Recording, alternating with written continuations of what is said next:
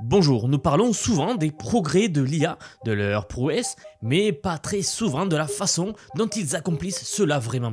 Et après de très nombreuses demandes en commentaire sous les dernières vidéos, aujourd'hui je vais vous montrer et vous expliquer en détail comment nous entraînons les intelligences artificielles et comment nous leur apprenons à faire des choses. Vous allez voir que les IA se comportent comme des humains sous bien des aspects. Alors aujourd'hui, parlons donc de l'apprentissage par renforcement, qui est la technique utilisée pour obtenir ce comportement réflexif, donc le comportement de pensée, des modèles d'IA les plus avancés aujourd'hui. Nous avons OpenAI avec ChatGPT O1, O3, nous avons DeepSeek avec R1, nous avons Anthropic avec Claude, nous avon Elon Musk et XAI avec Grok 3, etc. Gemini, j'en passe, il y en a plein. Tous ces modèles d'IA ont cette capacité incroyable à réfléchir. Et c'est l'apprentissage par renforcement qui leur a permis de développer cette compétence. Alors aujourd'hui, laissez-moi vous expliquer tout ce que vous devez savoir sur cette technique et enfin comprendre comment les IA sont entraînées. Et enfin très rapidement, juste avant de commencer, je tiens à vous dire que j'ai créé une newsletter, donc vous trouverez le lien en description sous la vidéo si cela vous intéresse. Il suffit de vous rendre sur le site, vous inscrire et vous voilà dans la communauté Vision IA. Je vous envoie quelques mails par semaine avec les meilleures actus, les résumés importants, si vous n'avez pas trop de temps et que vous voulez accéder à l'actu le plus rapidement possible. Bien, commençons. Alors pour ça, commençons par les bases. Qu'est-ce que l'apprentissage par renforcement? Eh bien, c'est lorsqu'un agent d'IA ou une IA tout simplement interagit avec un environnement qui lui fournit un retour d'information. Une IA va donc interagir avec l'environnement et l'environnement va lui faire un retour. Et ce retour par l'environnement, c'est le mécanisme par lequel l'agent IA va apprendre.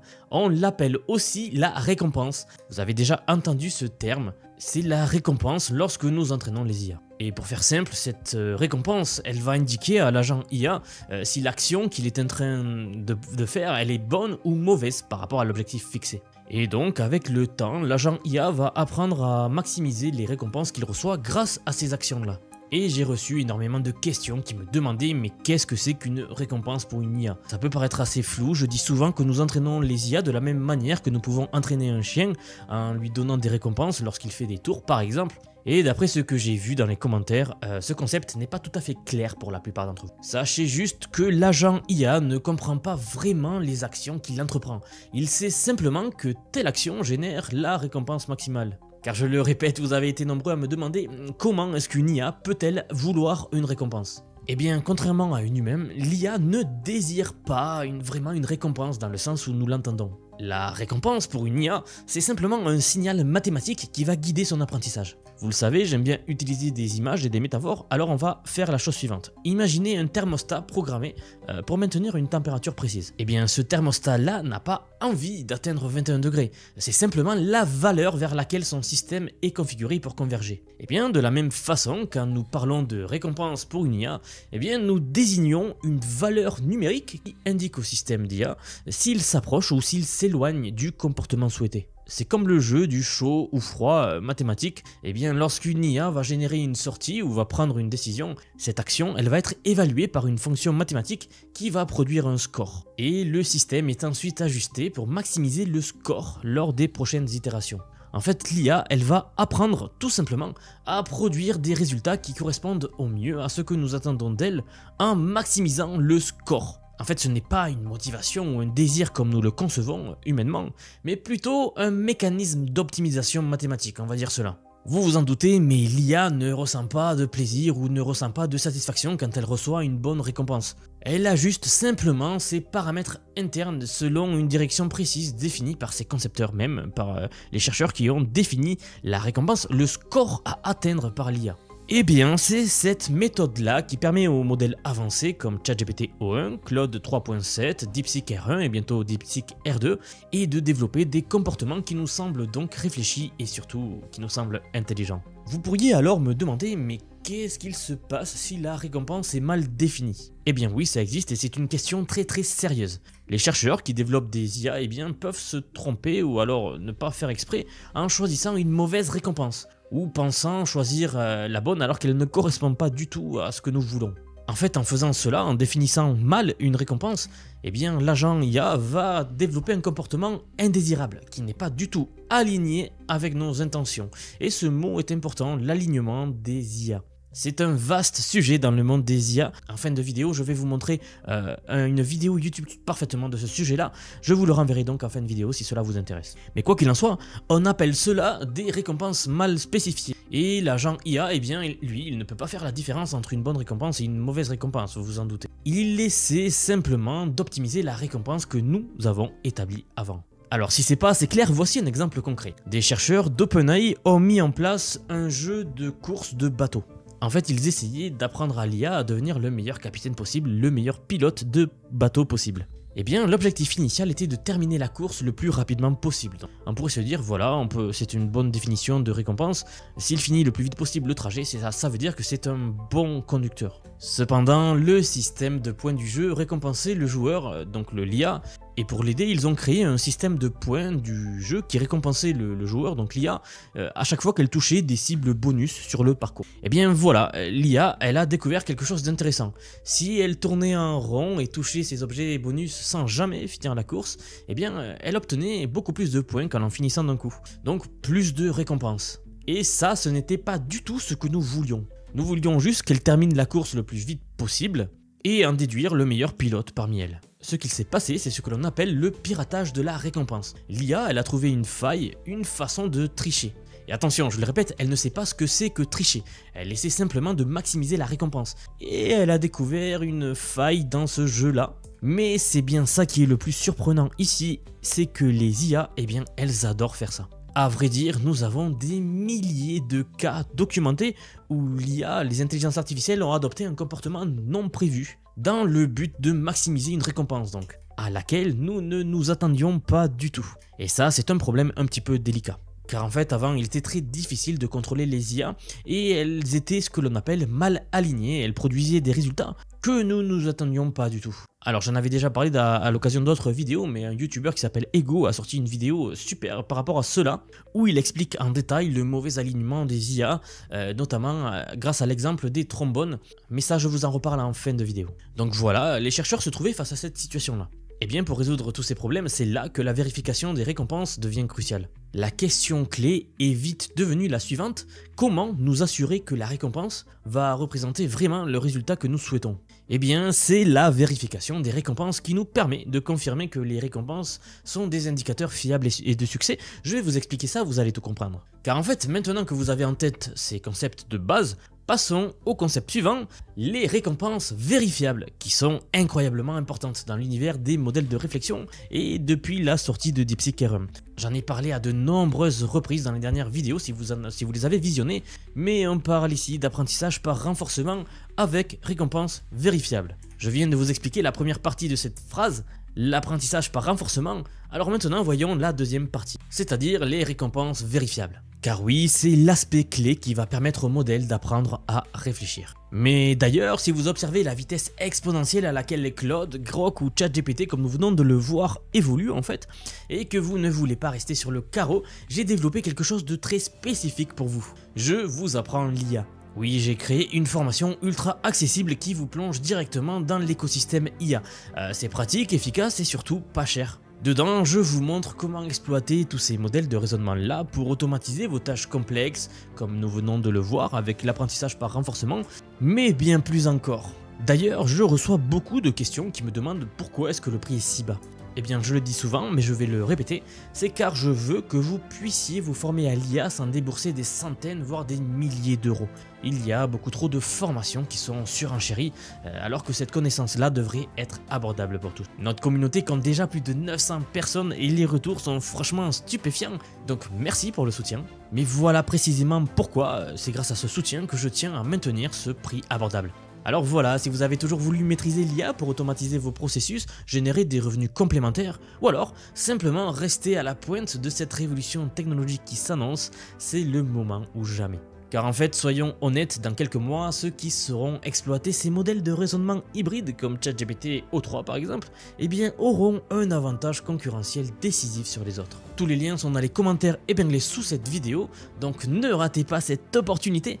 C'est exactement le genre de moment charnière qui n'arrive qu'une seule fois. Allez, maintenant revenons à notre analyse, vous allez voir. Alors, les récompenses vérifiables sont des signaux qui proviennent d'objectifs pouvant être validés objectivement.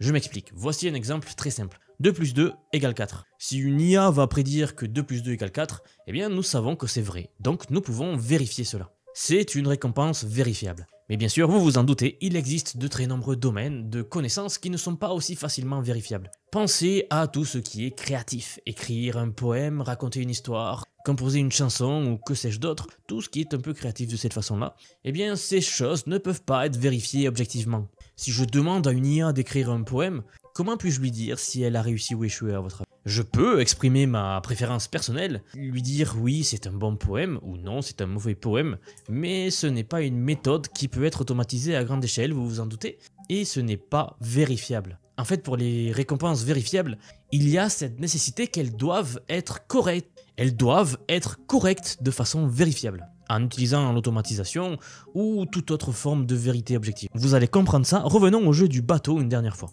Ce n'est techniquement pas une récompense vérifiable, c'est ce que l'on appelle une récompense proxy. Le proxy, c'est le score du jeu. Si vous obtenez un score très élevé, eh bien nous supposons naturellement que vous jouez bien. C'est comme juger un basketteur uniquement par ses points marqués, vous voyez, sans du tout regarder sa technique. Par contre, avec les récompenses vérifiables, eh bien c'est beaucoup plus direct. Imaginez un examen de mathématiques où la réponse est soit juste, soit fausse, eh bien là il n'y a pas besoin d'interprétation, vous l'avez compris maintenant je pense. Mais bien sûr je répète car j'essaye d'être le plus clair possible pour le plus grand nombre, car je sais que c'est parfois des concepts qui sont un peu difficiles à comprendre. Donc pour ce type de récompense là vérifiable, l'IA elle va recevoir un feedback précis, donc cette réponse est correcte ou alors cette réponse est incorrecte. Maintenant, ces récompenses peuvent elles-mêmes prendre deux formes principales. Premièrement, les récompenses sont binaires, donc c'est noir ou blanc, réussite ou échec, ou comment résoudre une équation mathématique, il n'y a qu'une seule solution, par exemple. Et deuxièmement, eh bien, les récompenses graduées, qui elles, vous l'aurez compris, ne sont pas binaires. L'IA peut être partiellement correcte et recevoir un crédit proportionnel,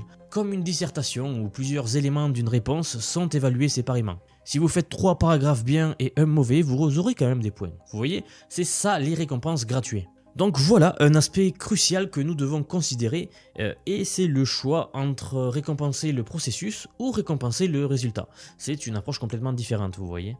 En fait, imaginons que nous donnions un problème mathématique complexe qui nécessite plusieurs étapes et que l'IA va réussir 5 des 6 étapes mais se trompe à la toute dernière. Et bien voilà, avec un modèle de récompense basé sur le résultat, tout serait considéré comme faux. Et l'IA n'apprendrait donc rien de ce qu'elle a fait correctement en cours de route, vous voyez. C'est là qu'en revanche, si vous utilisez un modèle de récompense basé sur le processus, donc gradué, elle peut réussir 5 étapes sur 6 par exemple, et même si la réponse finale elle est fausse, eh bien elle va quand même pouvoir apprendre que ces 5 premières étapes étaient bonnes, et à la fin, peut-être qu'elle essaiera donc quelque chose de différent pour la 6e étape. C'est un principe assez fascinant, ça a été un changement de paradigme majeur pour réussir à entraîner les IA tels que nous les entraînons aujourd'hui. En fait, avec ce genre de récompense vérifiable, là, nous savons que nous donnons crédit au modèle que lorsqu'il le mérite. Dans ces cas-là, en fait, l'agent ne peut pas trouver de faille. Soit il atteint l'objectif, soit il ne l'atteint pas. Voilà donc comment le modèle d'IA va développer un comportement prévisible et très fiable. Et je vais vous expliquer dans quel domaine cela s'applique car c'est assez intéressant, vous allez voir que c'est quand même assez surprenant. J'aimerais vous parler de quelques exemples concrets. Car en fait vous pourriez vous demander mais où voyons-nous l'apprentissage par renforcement dans le monde réel? Les récompenses vérifiables, comme je l'ai déjà mentionné tout à l'heure, fonctionnent mieux lorsqu'il y a une définition claire de ce qu'est la bonne réponse. Et étonnamment, beaucoup de tâches réelles ont exactement cette propriété. Il faut que vous pensiez essentiellement à tout ce qui touche au STEM. C'est l'abréviation de sciences, technologie, ingénierie et mathématiques. Ce sont 4 domaines qui ont généralement une entrée et une sortie. C'est assez binaire, c'est oui ou non. Donc si vous résolvez un problème mathématique, 2 plus 2 égale toujours 4 par exemple, ou 8 plus 8 égale toujours 16. Ou si vous écrivez un programme informatique également, il n'y a qu'une seule sortie que vous recherchez. Il y a plusieurs manières de l'écrire, certes, mais à la fin, lorsque vous exécutez le programme, vous attendez un et unique résultat. Donc voilà le paradigme de tous les derniers grands modèles de langage. Ce sont tous ces modèles basés sur GPT qui sont initialement entraînés sur d'énormes quantités de données que nous pouvons ensuite affiner davantage, donc fine-tuner. Mais maintenant, nous ajoutons l'apprentissage par renforcement avec récompense vérifiable pour obtenir ce comportement réflexif que nous obtenons maintenant. Voilà, imaginons que vous ayez un très bon modèle de base. Eh bien, vous pouvez lui dire tu vas être très bon pour résoudre les tables de multiplication par exemple. Et je vais te donner de l'apprentissage par renforcement avec récompense vérifiable parce que je sais que les tables de multiplication ont toujours une récompense vérifiable. Donc vous lui dites ça et après un certain temps, il va commencer à répondre de mieux en mieux aux tables de multiplication. Il pourrait éventuellement commencer à réfléchir plus longuement, vous voyez. Surtout face à des questions plus difficiles, comme le raisonnement logique avancé par exemple. Ou alors les mathématiques complexes, les défis de programmation, etc. J'espère que vous aurez compris cette technique et ce qui a permis au modèle de commencer à réfléchir. Voilà donc l'aperçu de l'apprentissage par renforcement avec récompense vérifiable. C'est tout simplement l'une des choses les plus intéressantes dans l'intelligence artificielle aujourd'hui et je tenais vraiment à vous y dédier une vidéo car je me rends compte que nous en parlons souvent dans les vidéos, souvent j'utilise le terme RLF ou le RLHF, etc. L'apprentissage par renforcement quoi. Mais maintenant il fallait s'y arrêter quelques minutes de plus pour vraiment comprendre le concept pour ceux qui n'avaient pas encore tout à fait saisi. Donc voilà un type de vidéo qui change un petit peu de ce que j'ai l'habitude de faire. J'espère que vous avez apprécié cette vidéo.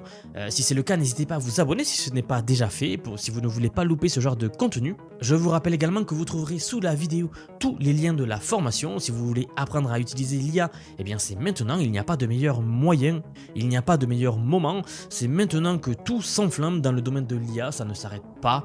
Et il vaut mieux maîtriser les bases maintenant et ne pas louper le train en marche. Et enfin, je vous rappelle que j'ai maintenant une newsletter si vous voulez ne louper aucune actu. Je vous envoie quelques mails par semaine, donc vous trouverez le lien en description sous la vidéo. Il suffit juste de vous rendre sur le site, de vous inscrire, et voilà, vous ferez partie de la communauté Vision IA. En tout cas, c'est tout pour moi, je vous remercie d'avoir regardé jusqu'au bout, et je vous dis à très bientôt pour la prochaine vidéo. A bientôt. Si cette analyse vous a intéressé et que vous voulez aller encore plus loin dans la compréhension des enjeux géopolitiques actuels, je vous invite à découvrir ma nouvelle chaîne Vision Actu.